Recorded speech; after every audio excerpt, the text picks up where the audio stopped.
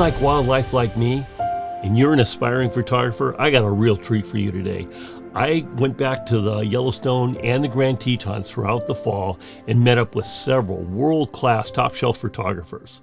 One of them is my brother. He also has one of the top podcasts in the world titled the Nature Photography Podcast.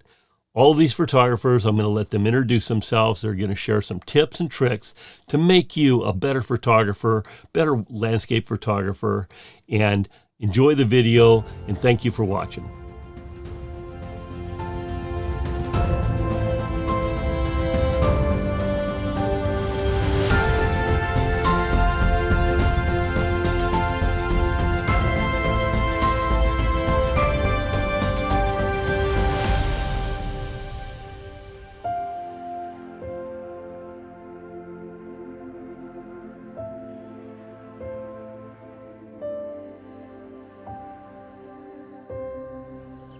Hi, I'm Terry VanderHeiden. I'm a professional photographer, and one of the things I like to do with even my spare time is to come out and photograph wildlife. And one of my favorite places is the Grand Tetons. It's a spectacular place because there's lots of different wildlife that we can find out running around. There's moose, there's elk, there's bear. There's a lot of things we don't really get around home, at least where I'm at in the Bay Area. So this to me is a blast to come out to a place like this and photograph wildlife. So for me, I'm using the Nikon Z9. I use a Nikon Z9, and what I have here attached to it is the 600 TC. Now 600, this is not for everybody because it's an expensive lens, but it really gets a really close-up view of some of these animals that you really don't want to be too close to. And I mean that for your own safety, but also for the safety of the animals. You don't want to be approaching them too closely that makes them get out of their typical rhythm where they would normally be feeding there or interacting with other animals. You don't want to disrupt that in any way. So staying farther back means getting a longer lens that will allow you to stay back farther and not interrupt the animal's typical behavior. With the mirrorless, there's a lot of options it gives you. And one of the biggest options that I think is really a pretty cool way to go is having silent mode. You can turn your camera on silent mode so you're not making that clicking sound that might catch the attention of an animal that you're photographing. So a couple of tips I have for wildlife photographers. The very first one is to get yourself a good pair of binoculars. With a good pair of binoculars, you can scope and find where the wildlife's at. You can take the time. It's a lot quicker to bring up a pair of binoculars and see the landscape and see some movement, capture some movement, and then you can set up your camera and then go back and actually capture the images itself. So that's tip one. Tip two, when you're at the Tetons for photography, one of the things you got to keep in mind, if you want to photograph the mountains, and that's an important feature, typically that's always going to be first thing in the morning. So that's getting up before it gets light. I know that sounds sometimes uncomfortable, but you got to get up before it gets light, before dawn. So if you're out at your spot, so my suggestion typically is to go out during the day, the middle of the day when the light's not great, and find a spot that is exactly where you want to be. That way in the morning, you're going to get there in the dark. It's important. If you're there in the dark, then you're going to have your spot. It's going to be set up. You're going to be able to see the scene the way you want it, and you're going to be able to capture that image as it gets lighter. If you'd like to follow me on Instagram, you can do that at TV510, but probably a better option is follow me on YouTube at TV510. It's right here on the hat, and Ron will leave links down in the description below. But I've got lots of videos over there where you can learn more about photography, nature photography, as well as how to operate some of the software to make your images their best. If you're in the podcast, I have a nature photography podcast titled The Nature Photography Podcast. Clever name, I know, but that is where you can listen to lots of information. I interview people. There's lots of cool stuff on there. And while you're driving to your next destination, you can listen to the podcast as you go. The Nature Photography Podcast, found on all the different platforms that are out there. Steal a line from Hollywood. Say hello to my little friend. One of the things we're up here shooting today is the Pica, which are up here in Yellowstone. And I'm not a biologist, but I was told by biologists they're related to the rabbit family. They got these cute little round ears. They're cute as pie. And you can approach them. They're very approachable. As long as you get like 15 feet away, you don't move, you don't make any sound, they'll look at you for a bit, and then they'll get right back to business.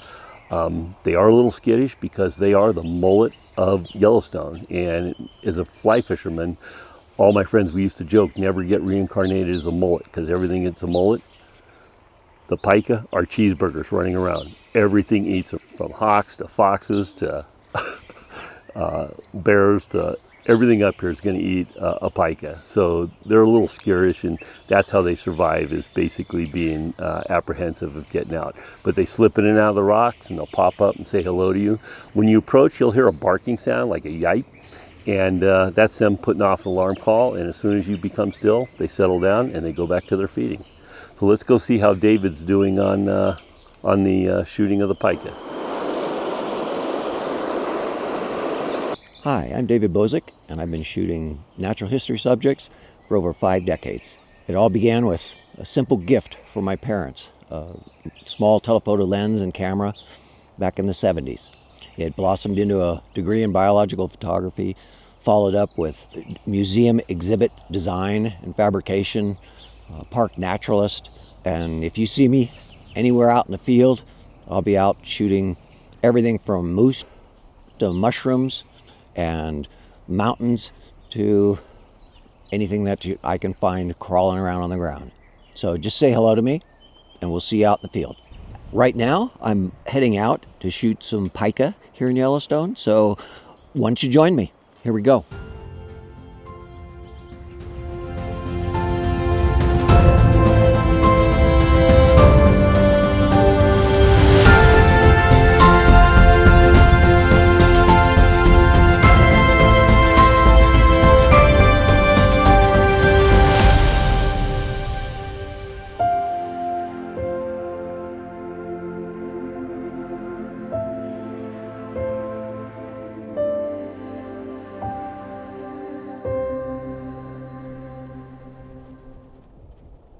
We're up here in Yellowstone and we're seeing wildlife everywhere, but you get a lot of crowds around you. We happen to know across this body of water, we got bison that move into this area in about 20 minutes. So we're gonna have to get going. But a canoe, this is my Basswood 17 foot, 46 pound canoe, can get you anywhere across the US. Yellowstone, Grand Tetons, I use it for crabbing. This thing is a great vehicle to get out and get wildlife for a photographer that most people don't even think of, and it's fantastic, and we're getting great shots every day. Now, one thing I should mention, if you're using a canoe in the Tetons or Yellowstone, you have to get inspected for snails, and you get certified. Once you're through that, get out on the body of water, sneak up on animals. They are not threatened with you when you're in a canoe. The paddler can put the photographer right up to them, and you'll get some great shots.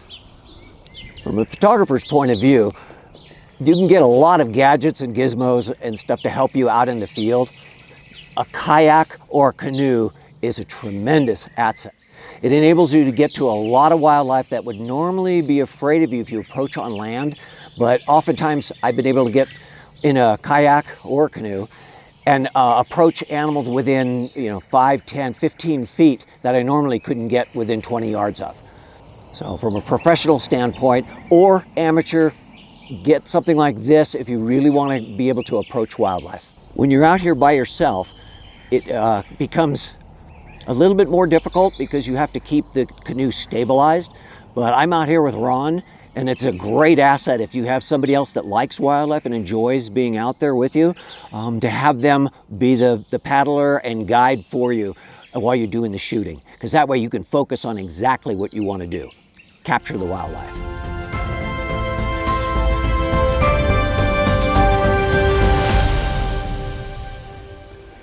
My name's Ed Cannady. I'm a landscape and wildlife photographer. I've been shooting for almost 50 years now. Started out with an old Olympus OM1 and pretty quickly went to Canon. And I've shot Canons ever since then. I really like Canons. In my experience, they're like Toyotas. They just don't break. And I've had really good luck with them.